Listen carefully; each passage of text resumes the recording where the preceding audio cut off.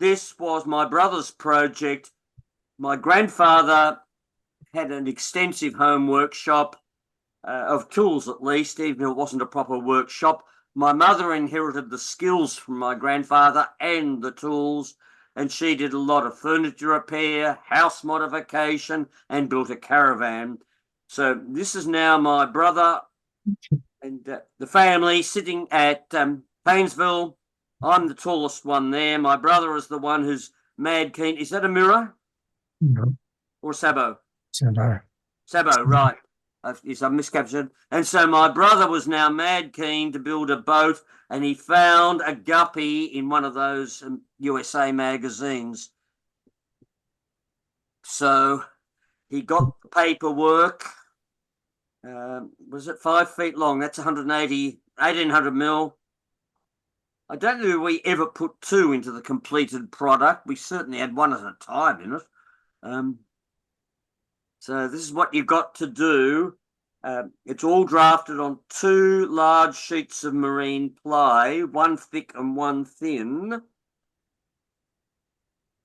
And my uncle, my generous uncle, gave my brother the ply in August as a birthday gift. Now, here we are. Tonight's theme is workshops. This is not the main family workshop. This is the scaled back version when it had to be contracted to the garage. So there's some of the tools that we had, but not in their original. We had a gigantic shed, which you'll see top right. We had the small shed, which was the original external laundry, and a huge collection of tools. David has seen them because I was donating some to his men's shed. So that's that one. Now, I'm still, right, let's come down. There's only 11 frames. Right, so now this is my brother getting to work, drafting.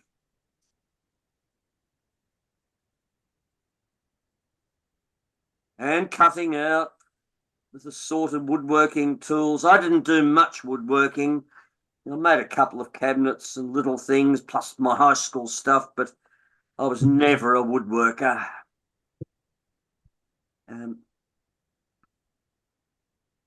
Just cutting.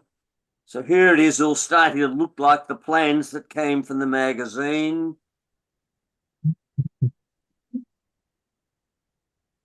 And it was progressing very rapidly. So there it is on its first floating in our backyard pool. And I don't know if you can see the mouse. The smaller shed, you've seen the bigger one, the smaller shed is in the background of that sailing in the swimming pool.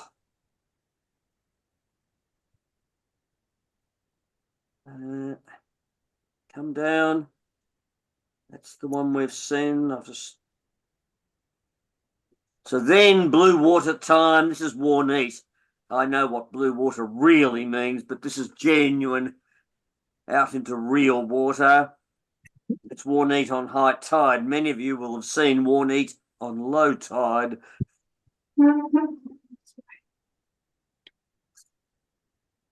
And so the Aussie dream, the family holiday, the car, the caravan, the boat, and the roof racks that my father put onto that car stayed with it for the rest of its life. I inherited the car from father, and they were very useful, not just for carrying a guppy.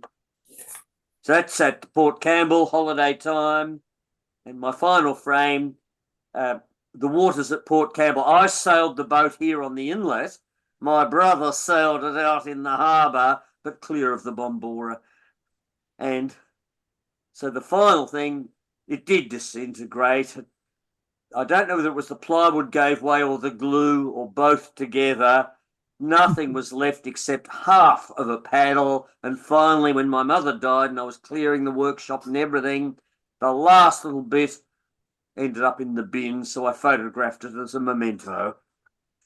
So that was another home build long ago.